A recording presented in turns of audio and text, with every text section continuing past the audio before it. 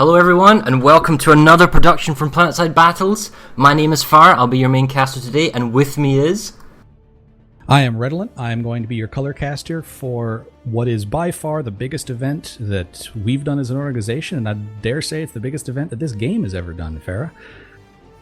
That is true. Today is our world record match. We're all super hyped and stoked for it. And we have a 1 hour special pre-game show that we're starting now. So the match start is in 60 minutes. That's when we're actually going to start. And we've got a ton of stuff that we want to talk to you about today. And I think you'll all be kind of impressed with what we've got. I think so. So hopefully we have a bunch of people here who are watching. And maybe you're watching Planetside 2 for the first time and you've never seen exactly what this game is like and what goes on. Planetside 2 is a massive open world first person shooter. There really is no other game like it. It is a contiguous 64 kilometer continent that the people fight over. You can pull vehicles, you can pull infantry. There are no match timers, there are no boundaries for the individual maps themselves. There's no matchmaking. It is all one constant war, and that is what you're going to be experiencing in about an hour when we have an entirely full continent of all three empires going at each other. Yes, and I think about the selection here. How often does this happen? This happens every day, doesn't it? We got, 5 servers and they're constantly warring? This is something that happens every day. We've had a lot of our players ask, well, why doesn't Planetside 2 already own this record? Well, the fact is it's a standing record. You can't just say, hey, well, we do this every day. You actually have to have somebody show up. And we, today at the SOE offices, there is a Guinness representative who's going to be marking down every player that we have to get the record. But what we're doing today is something that happens on multiple continents, sometimes multiple times a day on the servers. We call it in Planetside 2 pop locking, meaning that there's a queue to get onto the continent. And this is something, the large scale battles is something that this game is built around. This is the entire purpose of Planetside 2. There's plenty of other shooters out there.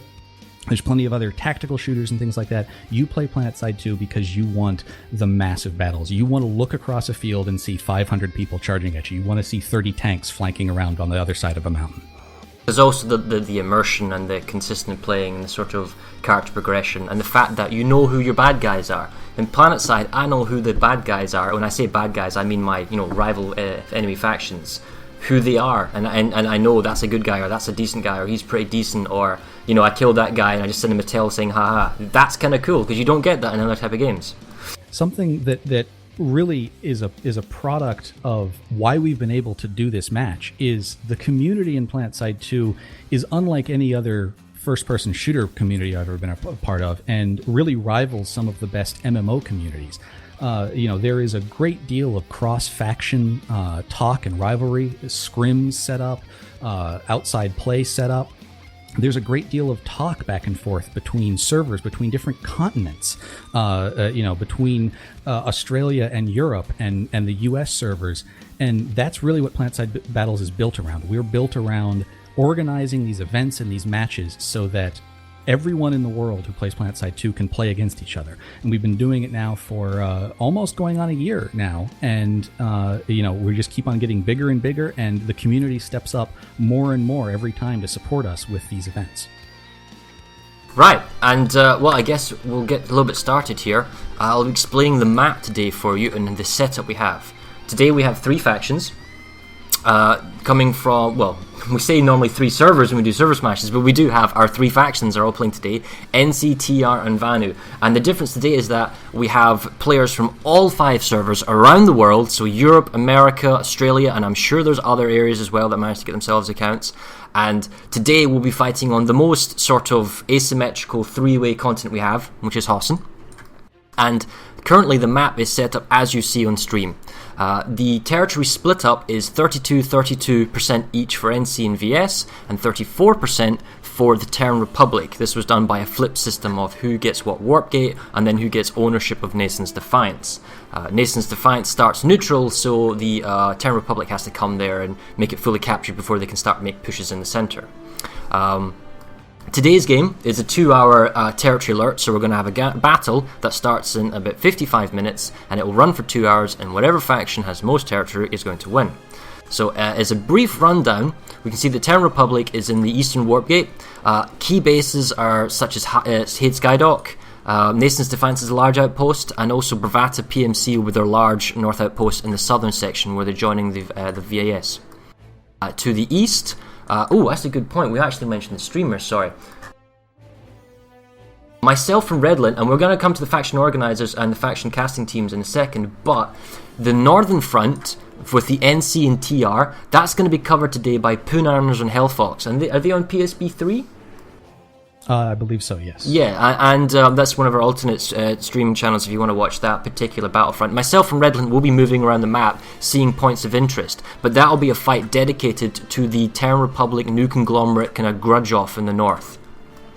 For the western front, we have Shock and Dis. They'll be covering the new conglomerate and heretic, it's my opinion of course, Vanu Sovereignty's fight in the south west. And to the east, between the Terran Republic and the Vanu Sovereignty, we will have Odin and Malorn, where they will be casting that particular battlefront. So if you're interested, you just need to check out the other Planetside Battles main channels, PSP1, PSP2, PSP3. Other than that, if you want to just watch the whole general fight, stay with us, me and Maelstrom, and Redland. And it's interesting, this whole organizing as a faction. We're used to organizing by servers, and that takes a little bit of politicking. When you have the TR and the VS who maybe they don't like each other on one server, and they have to kind of come together for a server smash and put together a team. I'm one of the things I'm going to be interested to ask our faction organizers is how hard was it to organize the entire faction across the world? Did the European NC not get along so well with the American NC, and there was problems there? Did everyone just say, hey, we want to? That's a good point. Yeah, because because we've only ever done like server smashes, playing for your server. We've never done play for your faction with all your fellow brothers and sisters, I suppose, across the world. So that'll be kind of cool. But that being said, we have a special interviewee today. We do. Maelstrom, have you let him know that he's going to be coming down here? No, I can go grab him. Yeah, if you can go grab him, that would be great. We actually have a great deal of support from SOE to do this match. Without SOE's involvement and help here, we would not be where we are today. We would not be doing this match. And so we've had a great deal of support from SOE, and joining us today is Mr. Matt Higby. Hello, Higby. Where did he go? Where'd he go? There he goes. Hey! Oh, where'd he go again? Can he not talk or what? Wow, this is like error number 1. Well, technical difficulties and all that. Wouldn't actually... What about now? Higby, can you hear us? Yeah, I can hear you guys. It kept switching me back into some other channel. Oh, okay. All right. How's it going, guys? Great. It's nice to see you as well. Yeah, I'm excited. This is going to be pretty fun. We're super stoked for this. We've never had anything this large before, and we're really interested to see how the server holds up and just how the battle rolls out. Well, I mean, I think, like you guys said, we kind of do this pretty often where we see this number of people, but getting everybody together in this big of a number in organized ways and seeing the entire kind of server community across all the servers come together and represent their faction, like you guys were just saying, it's going to be awesome. Can't wait. One of the things we wanted to know is how much time, I mean, we've put in a great deal of volunteer effort organizing this, getting all the players together. Lots of people, probably 40, 50 people on our end have been organizing this for a couple of weeks. How much admin time from SOE has been put into organizing this record? Well, I think you guys have definitely put in the lion's share of the work on this, from organizing it on the website and all the work that you've done with Planetside Battles kind of over the last couple years. But, Radar X does a lot of work to try to organize this stuff, and I know that he's been working with the Guinness folks. And, so, I mean, I think this is by far, in a way, a mostly community-driven and community-organized event that we're just really stoked that you guys have done it, and excited to sort of be able to solidify the game's reputation as a massive scale shooter by getting the official seal of approval on it, I guess. Yeah, it's bringing on from that. Before Planetside Battles, our organization came into being. Did you ever consider breaking the world record yourself? Was there ever discussion within SOE or why that was or wasn't the case? I think it was something that we sort of talked about. Yeah, that we had a game that was breaking the breaking the record, and we could do it at some point. But I guess there was never any real organized effort to try to do it until you guys sort of started it as a community effort. I remember seeing the threads kind of on Reddit talking about it almost a year ago now, huh? Mm-hmm. And yeah, I mean, it's been just really cool to see that stuff being driven by the community. Something that I think we're really proud of, and if anything, one of the things that I love the most about Planetside 2 is our community and how involved they are in the game and how passionate they are about the game. And I love how much you guys are doing things, and other groups are doing things to help make the game better and help make the game cooler and bring the game to a whole new audience. And I give you guys full credit and all the praise in the world for pulling off something like this and all the other things that you guys have done. It's been amazing. Competitive events in Planetside have kind of had a little bumpy road, throughout its existence. What do you see as the future for competitive events in this game? We're running and we're doing these large stuff and everything. Where do you kind of see that going in the future of Planetside? Well, again, I think, it's going to sound like a broken record, but it really is down to what the community wants to see. I think that we've been able to see both sides of the spectrum in Planetside 2, from small scale fighting like what you see in the Farmers League, where it's very individual skill oriented, to the huge scale stuff that you guys have been putting on. So I think Planetside 2 can provide a lot of different types of interesting, fun, compelling to watch kind of battles, whether it's an all tank battle or an air battle or whatever. So it's really up to what the community wants to see. But what I want to do is provide better tools, especially better observer tools. And I think we've done a pretty good job with API tools for you guys to be able to build websites and stuff. I know, that is key. That is very, very helpful. Yeah, and I would love to be able to do the same level of, sort of building things out for the community with the observer tools as we have with the API tools.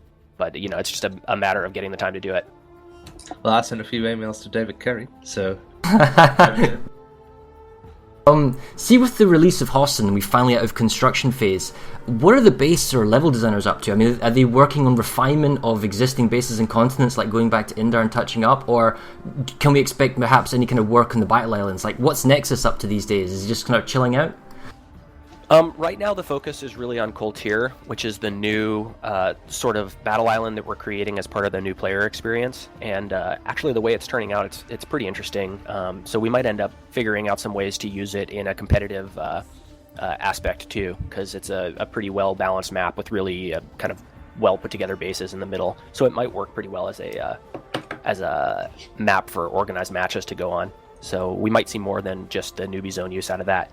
But then I know beyond that Xander, one of our level designers, he's very passionate about going back and fixing areas up especially on Indar, and especially kind of the areas between bases. I know that he really wants to mess around with West Highlands and some of those other kind of stretches between bases that are just kind of grueling to fight through, and he wants to sort of give them the same treatment that we have on Amerish and Hossin, where the bases flow together and there's a lot more thought put into the way large bases and small bases connect to each other and how the roads between them connect to each other to sort of facilitate different types of armor fights and stuff like that, which I think you see on Amerish and Hossin, the improvement in the way that the flow between bases works. So I know that that's something that the level designers really want to go back and fix those issues on Indar and Esamir. Especially Indar. This has been a really big month for the game. It's not just the record match here. You also launched the closed beta on PS4, which has started ramping up here. How many servers are up right now, and how many are planned for the PS4 closed beta? Well, what we're trying to do right now is we're kind of building up the number of players that we're allowing into the beta pretty slowly. So we've sent out about 15,000 or 12,000 invites so far. And we have our server set up with only one continent on it, and we're really trying to kind of stress it slowly and make sure that we're fixing issues with it as we go along. But, the beta is going to be a couple months long at least. We have plans already for at least 3 updates and potentially more than that. So right now our main focus is just on controls and making sure that the game feels good on the console. and getting usability feedback and quality of life feedback integrated, especially with some of the new UI screens. We're really getting hands-on feedback from people for the very first time. So that's giving us a lot of areas where we know that we have ways to improve. So I can see the beta growing to be several servers. We are going to have a beta in Europe that'll be probably at least the same scale as the beta here in the US. So right now we had started with 2 servers, and this weekend we closed down one of them because we really want to stress out the Zone hardware and make sure that everything is working as well on the PS4 version as we would expect it to work on the PC version. See the player studio items. I've been asked this a lot now in Twitch chat and some other whispers. Can we expect to see all player studio items, kind of character cosmetics, helmets, vehicle stuff, come to the PS4 eventually, or is that something you intend for launch? I don't know if they'll all be there at launch, but yeah, I think that especially the more popular ones, the ones that we know are players really like, those will see their way over to the PS4 for sure. This is a little bit of speculation, but there is big differences in the way that the player communities on PC and the player communities on console interact, and just the general way they approach the game. How do you think the PS4 community is going to change how Planetside is played? Do you think it's going to be a big difference between the PC and the console community, or not so much? I expect that there'll be a pretty big difference for sure. We have some experience in running a game on a PC and a console in DCUO, and so we know some of the pitfalls that can happen if, for instance, one of the communities gets a promotion and the other community doesn't. You can end up having a lot of kind of like super negative reactions, as you would expect. Something like that happens. So, we know some things that we need to make sure to avoid, and I'm sure we're going to step in some shit every once in a while too, just as we go along, because that's just kind of how it goes. But, the expectation is that it will be different communities, and they're going to have different desires for the game. But our hope is, because we've been operating kind of as 2 separate teams, at least for the last year now, with the PS4 port team kind of doing their thing, and the PC team continuing to build features and work on balance and stuff like that on the live game, which is kind of all being inherited by the PS4 game.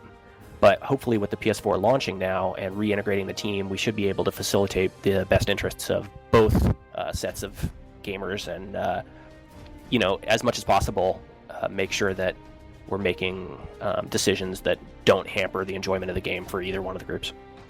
Cool. Well, we've got some slightly more general-based questions just for yourself, Higby, so thanks very much for talking to us. But now I guess I want to ask, what is your favourite thing that you personally like to do in Planetside 2? Oh, man, that's a tough question. I've been playing quite a bit. I used to play on my character Higby on Connery quite a bit, and it's funny because I really love playing Planetside. I play 4 or 5 hours a day when I get home now, and it was it's my biggest stress relief, but it was also my biggest source of stress because I'm coming home from work where I'm thinking about Planetside the whole time. So I kind of stopped playing on that character just because people would send me tells about bugs all the time and stuff like that, and it kind of got to be a hassle. Oh, do you have an anonymous character? My alt character. I've been playing Light Assault pretty much nonstop, and I've been having a damn blast. Just any fight, figuring out some fun way to flank, and that's a lot of fun. And then I guess the last week or so I've been playing on Emerald and running around with a harasser on there and having a pretty good time with that too. So, I think those are 2 of my favorite things about Planetside 2 in terms of the moment-to-moment gameplay. What's your favorite thing that's been added in the last 6 months? You've had a lot of changes, a lot of stuff's come in. Do you have a reserves are being handed out? Oh, thanks, Just. Okay, just this year, thanks, man. Sorry, you were saying, what was your favorite thing you've added in the last 6 months, Higby? Added in the last 6 months? I would say, I think directives are probably outside of the last 6 months, but in terms of actual gameplay features, I think the turret has been actually really cool in terms of giving the engineer a new gameplay aspect that's not something that really adversely affects the gameplay experience of everybody else. Like, he can do cool things with the turret and sort of duoing with the turret, but it's not something where my nightmare anytime we introduce a new thing like that is that the forums are filled with people going like, motherfucking turrets everywhere, and it's destroying the gameplay experience for everybody. So I think being able to add a new aspect to a class without it becoming something that's just like a nightmare for everybody else to deal with feels like a victory there. And I do think that turret can be a little bit stronger than it is right now. Yeah, I'm still happy with the way it went in without being overpowered. I'd rather it go in a little bit underpowered. It seems to work best as almost like a thing that watches your back. It's not going to kill the guy, but it's going to tell you, hey, there's a guy who just came in through the back door. Right. I mean, it's kind of like a decoy too, right? Like if you make that thing the obvious thing that they see first, then usually people will shoot at it a couple times, and you can get the drop on them then. So, I was going to ask a few other things, like could you knock the turret over and just freaks it and blows up, kind of a la Half-Life 2, because it does seem cute in that kind of respect, but I don't know if there was much kind of talk about that. You know, we kind of did talk about how much personality we wanted to give that thing, and whether we wanted it to kind of have, voice sounds that when it's acquiring a target and stuff, and even, we had goofy discussions about, okay, we can sell voice packs for your turrets then, and then that'd be a whole new thing, and blah blah blah blah blah.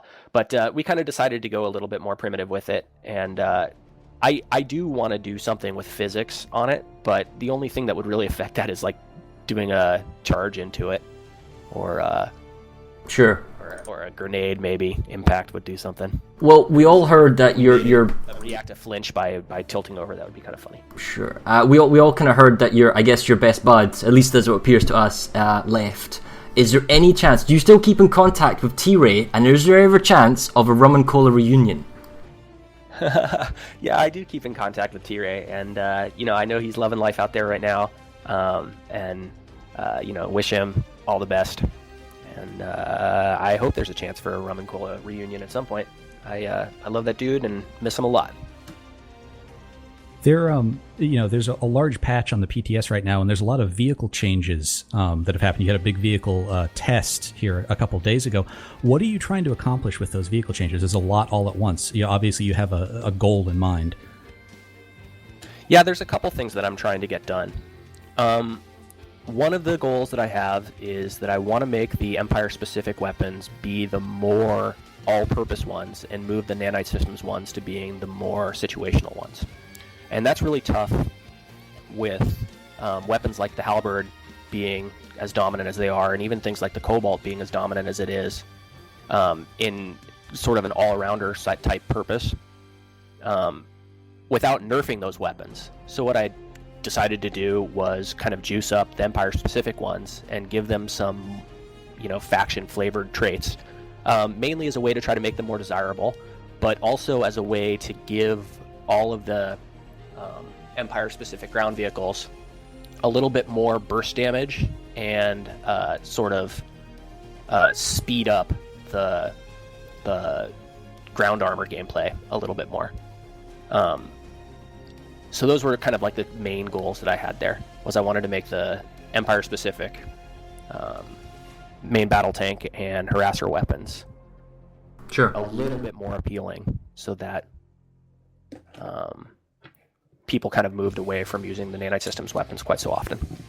This next question... Nanite Systems weapons, I mean. Sure. The next question's one from myself. I'm currently working the leadership directive, so I just recently got the exceptional, and the black looks amazing. And I was wondering, with the leadership directive, especially helping new BR 1 through 10 1 through 20 characters is, one of the ways you get progressive ribbons. With the new content of Coulter and that being players BR 1 through 10, is there going to be any tweaks to the directive system, perhaps? Just, for platoon leaders that want to help new guys, but half those kind of numbers will now be on the new continent. Yeah, I know. I've kind of seen a couple conversations about that, and I agree that it's definitely an issue. I think in general, those squad leadership ribbons, they really pay off when you're kind of low level with a friend who's also low level, but they don't work very well for people who are already really invested in the game, and then they're running around with even mid-level players. If you have low-level friends, then it's a cool setup, but it doesn't work particularly well for veterans. So it's something I think that we can make some improvements to by kind of scaling out the levels that are allowed for it. Instead of it being such a low level, maybe make it just be a lower level than you are. instead of it just being a flat, BR20. All right. So another thing that we notice on the PTS is that the NC are getting a makeover with the new art director who just came on. Is there any plans for an NC audio revamp as well? Both the other empires got that at some point.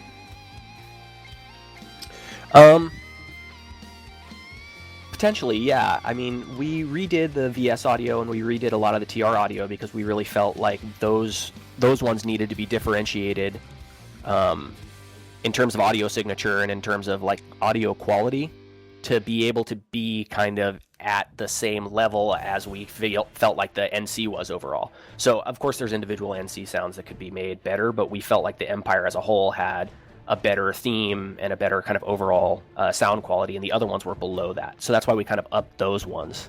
But kind of overall, we feel like they're all a little bit more equal now. Now, that's all completely subjective. Some people are going to think that the NC ones were always the worst sounding, and they're the worst sounding still. That's kind of the art, I guess, of audio game design. But I think individually, there's a lot of sounds that can be made better or made cooler, but I wouldn't expect to see a big revamp for NC audio. Well, see, during the Christmas event, I'm not sure who this idea was, I'm not sure if you were aware of it, but we all noticed that on the ammo crates, Nanite Ned was in the ammo crate. Do you know who put that in there? Were you aware of it? And is that a secret hint of his return? Will there be future Nanite Ned content? We made a Nanite Ned video for the holiday, for the the holiday show that we put on. You know how we kind of did a little variety show? Mm-hmm. Yeah, we made a Nanite Ned video for it, and it was so shitty. It was so bad that I was like, oh man, this is even too bad for a Nanite Ned video. We can't do it. It was too terrible. But I wouldn't be surprised if you saw Nanite Ned pull the helmet back out of the closet one of these days. And I guess the last question for today is, will you be taking part? Oh yeah, today? Definitely. Yeah. I would ask what faction you're playing for, but I think it's pretty obvious, right? Who are you playing for today? Oh, I'm playing for NC for sure. I got to get my cowboy hat on. All right, man, cool. Thanks for sitting with us and talking with us today. We really, really appreciate it. And I hope you have a good time. You guys doing all the work that you do. Thank you so much, and thank you to all the players out here who are participating and helping us literally make history. How cool is that? Super cool. All right. Okay, Red. Moving on from the interview, we now have to talk to our faction organizers. Can we go grab them? Just have a quick rundown with them over. There's actually a video that you were supposed to show beforehand. So there is. Now let's skip that. Let's go to faction organizers. Okay. Let's go ahead and see who is around. If you want to talk about the map for a second, I'll go try and grab some people. Sure. So what Redolent's speaking about is top plays from our previous Server Smash tournament, which we'll show probably if there's time in the pregame show, but our interview with Higby went a little bit long, but hey, I'll interview Higby all day long. We have a game to run, however, so there we go. All right, hey Red. And Negator. And Negator is here. So Negator is one of our faction organizers for the VS faction, and we just wanted to talk a little bit about what exactly it took to get to where we are right now. I mean, and actually Lanzer just joined us. He's the other faction organizer for the VS as well. So guys, what exactly did it take to get here, to get 384 people plus the reserves here today? Well, up the top, I mean, having played Server Smashers for the last 9 months or so means you get pretty solid ties to all the outfit leads on your server. So it's pretty easy to talk to one guy, tell him to bring me 12, and in short order they'll have the bodies. Now, the sign-ups, which I think Redolent you made, did you make that? No, that was actually, I think, Maelstrom who made that. Or Justice, I don't remember. That cut out about 75% of the footwork anyway, so I was able to look and see who was truly interested and get in contact with their outfit reps, get a force put together in very short order, and it was pretty easy, actually. And, one of the other things that we were unsure of, we knew that we'd be able to bodies, but we were unsure as to how the different servers and their factions would work together. Does the VS have an overall force commander? Are they all just kind of work with people on live using command chat? Do they have an air group? How did the actual strategic organization go? A few meetings and talking together server groups. We had a few folks from Briggs step up that put together the skeleton layout for the entire force.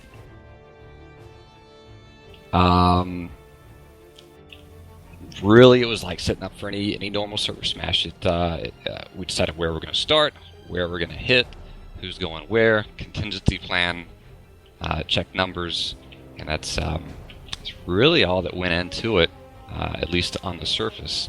The Briggs guys did a lot of work putting together comms channels, who's talking to who to keep this number of players organized, and a lot of interpersonal work, getting the right people in the right spots to make sure you got reliable leads in place. You mentioned that there was just a great deal of people who wanted to come in and be in this event. We had over 4,000 people sign up on that sign-up sheet. Who was, did you ever have somebody who signed up or who got into the match and came and asked you for an account that you were just surprised? A player who hadn't been on in forever, or somebody that, doesn't work with somebody else on live, and here they are saying, no, I'll be in their squad. Did anything like that happen during the organization?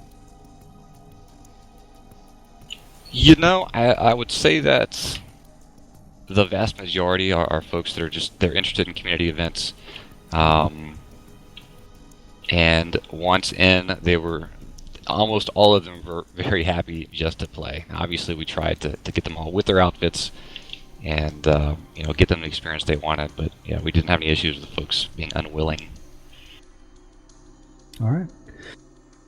So, Dotzer, are you here to talk about the TR side of things? Yes, I am. All right. So, how did things go on the TR side? How was organizing the entire world's worth of TR to show up today? Pretty much our TR in general, a bit superior. I mean, massive turnaround. It's just a shame at the end of the day we couldn't get everyone involved who actually, show interest. Now, do the TR also have a command structure? Do they have a force lead and air squad and stuff like that? Yes, we do have a force lead, and it's pretty much going off in my other ear at the moment. But last minute battle plans? I'll not discuss any sort of battle plans yet. Because there are none. I was like, what do we do? So I don't know. Did anything surprise you in the lead up to this event? Was there anything that as I mentioned it to Negator? Did anyone show up that you were just like, oh wow, I can't believe that they're asking to play? They haven't played in a while, or were any daggers set aside from people who normally don't work well together? No, not really. I mean, we've had little to no drama. But what shocked me the most was pretty much how fast the turnaround was. It was pretty much like, people came forth as a server rep, and the next thing a week to it later they came with the initial roster list, and they're not very envious position of having to pick people, and that happened pretty much within a week. We had pretty much 50% of the work done in the first few weeks from the actual sign-ups. And what was it like? You say you have a force leader. Now that's a little bit easier for one guy to be in charge of the entire faction or the entire server, because everyone kind of plays each other. You see each other's names. You might know, hey, that guy's a good leader. I've faced him before. Were there contentious meetings about the setups for tactics and stuff like that, or is everyone basically just kind of banding together to support their faction? Everyone's pretty much acting as a faction rather than the individuals. I mean, everyone on the TR side wants the TR to win, because in my eyes they should win. No bias there. It's one of those things where it's not like a server smash where people are divided by the servers, whereas now it's for your faction. You're playing for your faction. Is there any faction zeal going on? Some fervor? Some perhaps Warhammer quotes? There may have been some role playing by certain individuals. Okay. I am curious for all factions. We've had this happen before in Server Smash. People who are so amped to be doing this, they actually pay real station cash for. Oh, that's happened. You know it has. Yeah, for the accounts. By the way, the accounts that people are playing on today are loaner accounts. Basically, these were created by SOE specifically for this event. We give you the account, you log on to the to play in the event, and then you give them back to us. So people putting money into these accounts to buy shinies and nice camos and stuff. There's no guarantee they'll ever get that account again, and we've had people put as much as $20 into account. Sometimes more, yeah. I'm waiting to see somebody running around in bright, shiny yellow max armor or I something. apologize for not forgetting the name, but I know during the Server Smash record final, championship match between Cobalt and Emerald, didn't somebody buy like American decals for the shoulder patches, so all the American outfits had American shoulder patches? Yes, that is true. One person for I believe it was either the Emerald championship match or the one before it bought the entire Emerald team the US patch to put on. So that's pretty awesome. You know, small revenue stream, but pretty awesome. Yeah. So we also have both of our NC organizers here, and basically, guys, Luya and Pizza, tell me a little bit about how it was organizing the entire world's population of New Conglomerate. How did that go? Well, I'd probably say, Luya, I'll let you go. I guess the easiest way is, do you know the NC TK record on live? They're pretty similar out of live as well. So it's been fun, and it's been getting funner the closer we're getting to the live day. But the organisers, everyone around, has been brilliant. The reply from players has been awesome, and people have been really reciprocated, I think that's the word, to joining in and actually fighting for the NC. Now, do you have a faction commander, just like the other two factions? Is there just one person, maybe a couple, and do you have different groups that have set up, air group, things like that? I don't want to give too much away. Is there a force commander? How hard is that? Come on. Yes. And is there a battle plan, or are you all just going to shoot each other with shotguns in the warp gate? And I think the idea is to warp lock the VS. Oh, the VS. Why the VS and not the TR? This is interesting. Go on. Orion. Because we need to pay back for the Orion and all those months of Zoe and floaty tanks. Jealousy. It is jealousy. I agree. As a fellow VS, I agree. It's just jealousy. Now, while we have all three of you on here, we do want to talk about tactics, because there is the distinct possibility whoever wins this event, whatever faction, might be nerfed immediately by Higby. Higby's playing. He's playing in the match today, so it's a real danger, you guys. If you win, you might be putting your faction right front and center for him to look at. I don't know if the others have anything in place, but I can safely say the NC have plans for if we happen to win, and I don't think we're actually looking to win. I think we're actually looking to throw this because we don't want to be nerfed. Typical NC. Hashtag. All right, guys. Is anything else that you guys want to bring up before we move on? Anything you want to throw out to the stream, or say to anybody, or shout outs before we head off? I do. Just a massive, shout out to the TR server reps and either organisers like Angie. I can't thank you enough for the effort of work you put into this, and I'm sure the same goes to the other peasant factions. Okay, guys. Any retorts before we move off? Because I can't leave it hanging like that. Yeah, again, sorry, Nico. Massive thank you to every single person who's been involved. I know it's been a lot of work. There's people who can't be here today who have been organising the NC from day one. So big shout out to them. I'm not going to mention any names, we'll do it later. And hey, who cares what matters, because we're the only ones free around here, so... A negate or anything? My Orion is ready. That's all. Okay. All right, cool, guys. Well, thanks so much for checking out. We're going to head off to a little kind of brief video showing the top plays from a previous server smash. It'll just as a brief review. We showed this during the championship match, such as the intro, but it's our top 5 plays from server smash, perhaps something we can expect in this current game. And then we get back, we'll talk to our other casting teams who will be covering the northwest and eastern fronts. So don't go away, we'll be right back.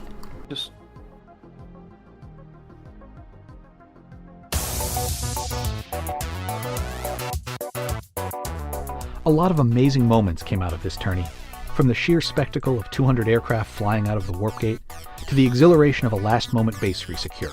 These are the top 5 plays from 2014's Server Smash tournament. We start off in the second week, with Cobalt facing Connery in the continent of Ambush. NC Arsenal is a linchpin 3 capture point base that starts off neutral in the north of the map. Winning the opening fight here gives a server a distinct advantage over the top 3 lanes, and so both servers had some impressive plays to try and gain an edge. Connery dropped an anti-vehicle squad out of ejection seat sides to lay mines on the road and set up a Lancer nest, both of which played havoc with Cobalt's large armor pull from Sundray Westgate. In the end, Cobalt proved more tenacious, slowly pushing Connery's anti-armor players off their hills, and getting a crucial spawn sunderer tucked in behind the buildings to allow fast respawns. Connery is trying to get them A. Cobalt just needs to hold on for 20 seconds. This is huge. The fact is Connery needs to get this point and they can stall this base out so much longer. Cobalt gets it. It is a massive positional play in the north. And it doesn't look like there's enough infantry for Connery. Cobalt gets the base. Sometimes bases are won after a single enemy mistake. Other times it takes more than a bit of luck turning your way. Miller almost gave away Tumas Tech Plant for free after failing to repair the blown SCU generator when capping the base early in their match against Emerald. They redeployed forces for a last-minute resecure of the SCU room to try and avoid disaster, but Emerald moved behind them back onto the point for a last-minute showdown. 25 seconds to go. Here comes Miller up the balcony. Here come the Maxes. Most of the consumables have already been used by these Emerald forces. 19 seconds to go. Miller's going up to the balcony. Why are those Maxes going up to the balcony? With 10 seconds to go, you need to get on the capture point, son. What's going on? 10 seconds. 9. What is Miller doing? Get on the point. Okay, here finally they're on the point, but 3 seconds to go. There's too many Emeralds. Is Emerald going to get the base? 1 second to go. Emerald gets the base. I do not believe it. That was a huge blunder by Miller. What were they doing? They had this base.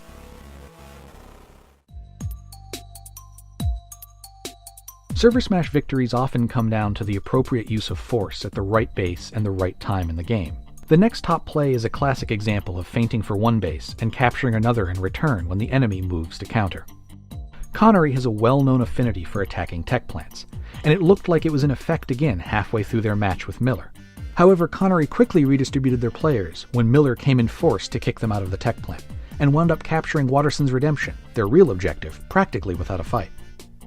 Oh, look at that. There's 48 to 96 new conglomerate Miller forces at the tech plant. That is almost criminal. There's so many NC that is a tech plant. And what's going on Watterson's Redemption? They've lost it. 20 seconds. I do not see how the Miller force can save Watterson's Redemption. They need to get 2 capture points in the next 15 seconds. They're just watching all the angles as they're coming out the spawn rooms.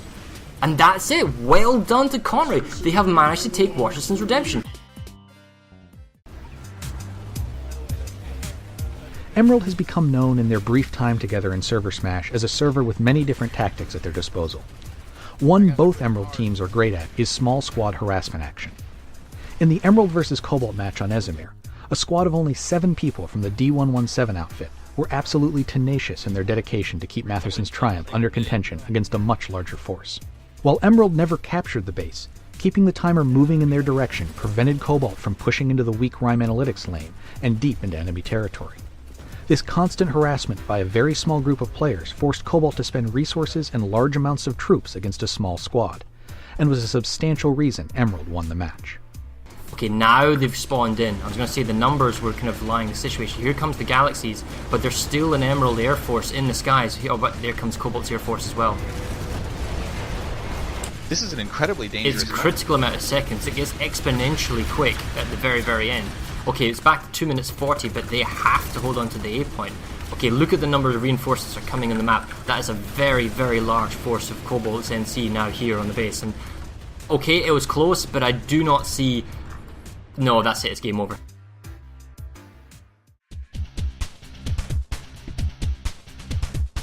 The number one play for the Server Smash tournament was part of a furious assault that Miller engineered in the middle of their final tournament match against Cobalt. An outnumbered Miller force manages to capture Gurney Dam despite having no secure spawns and being constantly hammered by Cobalt Air, and then moments later saves their ownership of Construction Site Beta with only a second to spare. Gurney Dam, 20 seconds to go. Even with air support, it looks like Miller's going to get this. Miller is just now flipping the point at Beta. Really? Oh wow, we're coming there as soon as the space flips. Cobalt has... Wow, Miller takes Gurney Dam. I can't believe it. Okay, we're at construction beta. Oh, 15 seconds to go, and it looks like this is going to be a Cobalt base. What's all the lightnings doing? You're not kidding! What the hell? Yeah, there's a lot of fighting on the point. If Miller can just get more people in here... Oh, it's flipping again? Taking out the shotgun harasser, though.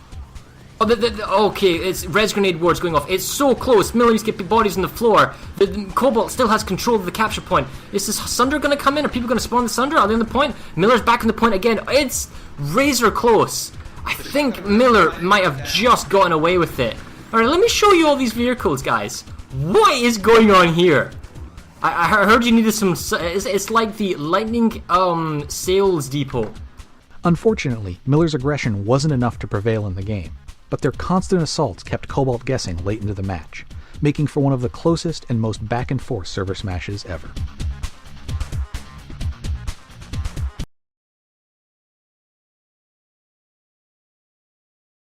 Hey everyone and welcome back. Hope you enjoyed the top 5 plays there, put together by our Redland no less. And now we're going to go and give you a brief overview of our casting teams that are going to be casting each front. We're going to hop down to our Western front casters. That's going to be the NC versus the VS. That's going to be Shock and Diz. So we're going to move down there right now. Hey guys, how you doing? How's it going? Doing well. So, you guys are on Planetside Battles 4, our channel, and what front are you guys covering today? We are covering the Western Front, so NC versus VS. And as a VS player, Shock, are you looking forward to this, or?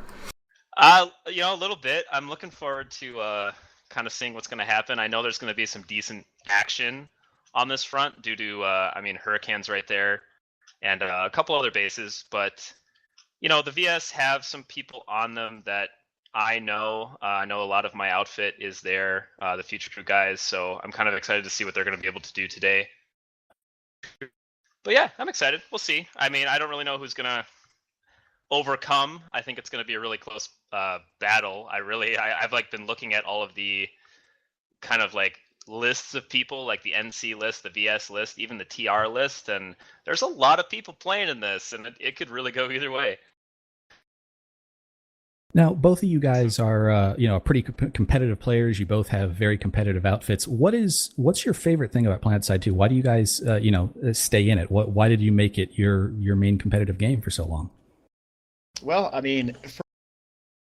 for what we do in the farmers, I know that AC, my outfit, our favorite thing to do is the small to kind of medium-ish infantry fights. We like to attack, defend, and see, can we take this base even though we're out-popped 2-1? And when we can, that is far and away the most rewarding thing for us. Yeah, I'm going to echo that too, and with my outfit, it's been a lot about just the community as a whole. I enjoy, not only playing with Future Crew, playing with people that I've been playing with for 10 years plus in the Planetside series, but also, coordinating with AC, they're longtime friends of mine and other outfits as well, and just kind of making things like Farmers League, that what we do, Diz and I do, a reality, and just community events like this are a lot of fun. We like just being, at least I do. I like being just around the other people that make the Planetside 2 community really just pop and really just be the thing that it is today.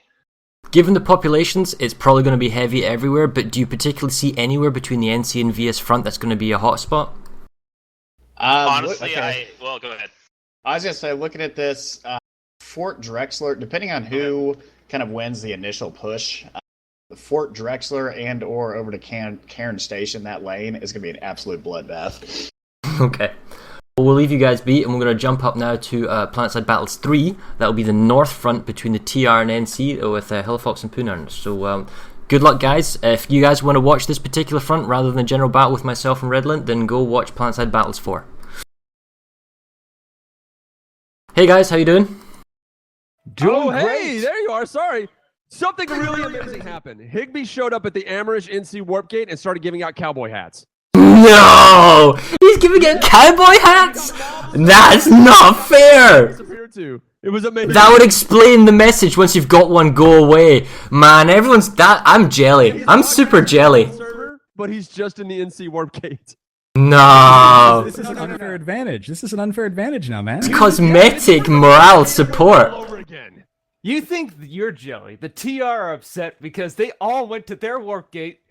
And it's like, where's our hat? Where's our hat? And you don't get cowboy hats, yeah. You should have made it clear. In all fairness, only one faction has a cowboy hat, but yeah. But they had a dream. They had a dream of Republic. Well, you guys are in the north. You're covering the TRNC Grudge Civil War match. I don't know. You guys are on Planetside Battles 3, so if you guys want to watch Poonanners and his assistant Hellfox, then you can watch on Planetside Battles 3's channel. What do you think about the Northern Lane? Do you think any points of interest you want to talk to us about, Poonanners? Well, I hate on Skydock, obviously. That's where people really get locked in. It's kind of a people suck, but it's not as bad as a lot of the people sucks that are very well known in this game. So it'll be plenty fun. You're going to see probably it get taken a couple of times and people fight over it. It's just a really fun base to fight over. And it's easy to take. It's easy to defend. It's very well balanced. I enjoy that base a lot. I enjoy filming it because it's very easy to get into. Just a little bit of scaffolding and you're good. All right. So again, this is Planetside Battles 3. If you want to watch Poonanners and Hellfox's antics, and there will be antics in here, right, guys? A little bit. I'm going to talk about freedom. Going to talk about love. Going to talk about frame rate crushing. Oh, yeah. So this is our casting team on the North Front. This is NC versus TR, and this is Hellfox and Poonanners. And go over there if you want to watch them. We're going to head up to the next casting team. Hey guys, how you doing? You guys are watching the Eastern Front between the Terran Republic and the Vanu Sovereignty. So how are you guys feeling about that? Very, very excited. I think that after looking at the map and looking at the three-way match that we did about a month ago, I think that there's going to be a lot of good and great fights going over on this side of the map. So I'm really looking forward to fighting on this side and watching what goes down. I think we're going to see a lot of DACA and TR are going to win. Yeah. Did you see what T-Ray was doing, Malorn? Have you heard what he's done?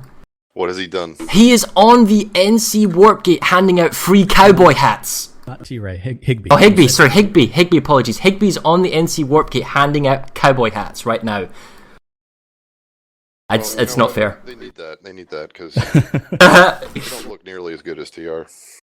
Yeah. So, I mean, are there any particular bases on the Eastern Front between the TR and the VS you think there's going to be a point of interest? I totally believe that at the end of the day, we're going to see the 3-point base on the far side, the Genesis terraforming plan. I think that's going to be the linchpin for this front. This and the amp station is probably going to be where we see the most biggest fights go against. Maybe even Nason's Defiance as well, even though that's kind of in the center. But I really think that Genesis terraforming plan for both sides is going to be the one that they either want to keep or that they want to push on.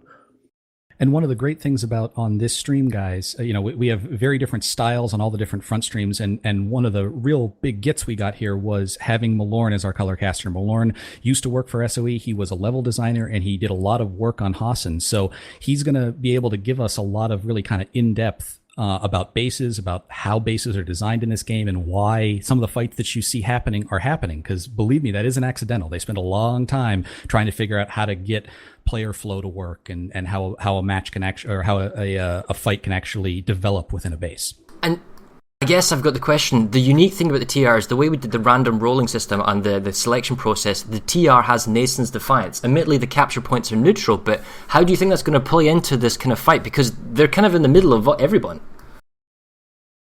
Malone, what do you think? That's your baby. Yeah, it's Nason's Defiance is one of the bases that I made.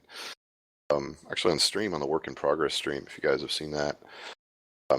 But yeah, I think it's centrally located. It's mostly offers flanking routes. I think you'll see typically more action at Gurney Dam and Broken Vale and Woodman ASE labs. But Nason's allows you access to cut across and attack those and put constant pressure. So it's a real nice strategic point to have. Very hard to take if they are actually defending it. Cool. Right, well, guys, if you want to watch the Terran Republic Vanu Sovereignty Eastern Front, can't guarantee there's not any Russians playing for the TR, then you can come to Planetside Battles 2, that's the channel. Casters will be Odin's Pride and Malorn, who doesn't want to listen to Malorn. And good luck to you guys, and we'll catch you at the end. All right, good luck. Yeah, good luck. All right. Okay. We are set. So, I guess there's a few other minor things that I need to cover now, just before we go into our ref speech. We do have about 4.5 minutes to go. If I show this here, this is the beginning of our new production overlay done by, oh dear, there we go. That's all good. Right, so this is our new production overlay done by Maelstrom. Isn't that right, Maelstrom? Yes, I've worked very, very, very... So we have a new bug in the top left. It will overlay the territory percentages. Those are the main numbers. We also have this bar here, so when a base flips, it'll give you notifications. We'll have a clock in the start of the game. And we also have some additional, but familiar Server Smash stat things. So we've got a kill overview. Of course, they're not there because we haven't started yet, but there is a kill graph. I will come back to it. The kill graph comes here, as we've seen before. There is a stats section that lets me pull up players, outfits, weapons, kills, vehicles. We'll bring those stats up as we come along. And then also we have our ye old cap graph bar, which will show, and that will basically show who's captured what base, when, where, and how. So this is a lot of work that's been done by Maelstrom. It is live, it's in sync. So, you know, we'll bring it up on stream, and hopefully it should improve the viewing experience for you guys at home to see what's going on. All right. Why don't we go ahead and play the open and get this show on the road? Roger that.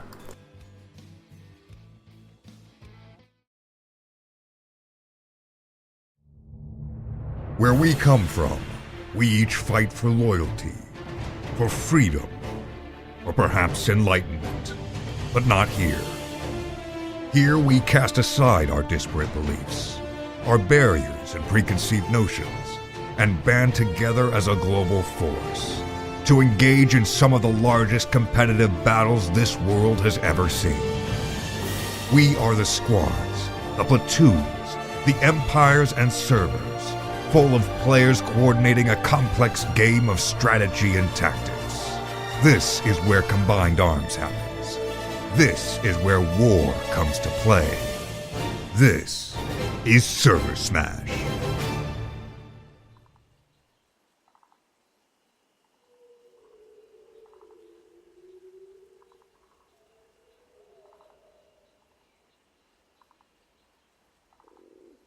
Okay, everyone, as we see with the countdown clock at the bottom, we are 2 minutes and 10 seconds away.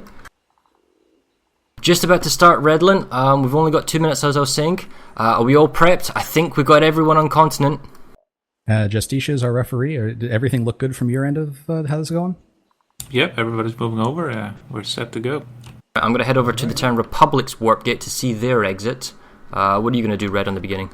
I am actually going to be at Mulak Tech Plant. One of the things, many people on this continent here, we've actually had to spread people out. Think of it like, lying on a nail bed. If everyone was at the warp gate, things probably wouldn't be going so well. So we've spread people out to some of the larger bases along the outside, and it's quite a sight. We have galaxies kind of perched on top of buildings. Man, it is very impressive. Here, let me go to the Tech Plant in the north, guys, and quickly show you. We've got 1 minute and 20. Are we in sync with the guys casting this beginner? Are we going to have a shout out on alert? Or what's the goal here? The alert will start bang on. I've got Radar X watching the timer right now. Cool stuff. So we got all players ready. Oh wow, it looks very, very impressive. Almost ghostly here. Just silent galaxies ready to start. Yeah, 1 minute to go. And guys, we will. Oh, there's the broadcast. Right, I'm going to take away the. We can see the clock. I'm going to take away the timer on the bottom. Well, here we are, months in the planning, ready to go. You psyched, Red? Because I am pretty freaking psyched right now. I'm definitely psyched. This is definitely some of the biggest battles we may ever witness. If you've got anybody out there who plays FPS or wants to see this, I know it's a bit late now, tell them about it. Put it on Twitter, put it on Twitch, send people messages, because we're about to start in the next